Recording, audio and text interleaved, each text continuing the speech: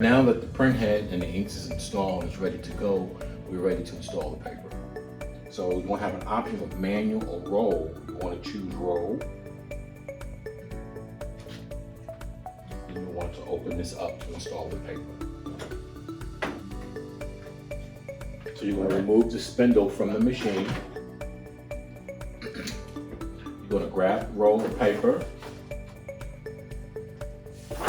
And when you place the paper on the spindle, make sure it's in the down position in front of you.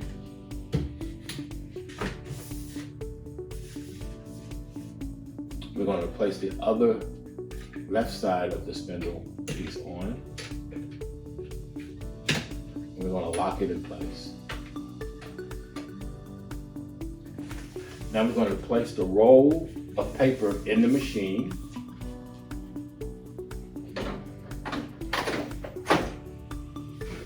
You want to make sure that this paper is flush to the right, and you're just going to grab the middle and feed the paper in. Place the paper inside the machine. It's going to catch, and the display will let you know when it grabs it. Just keep on pushing it down.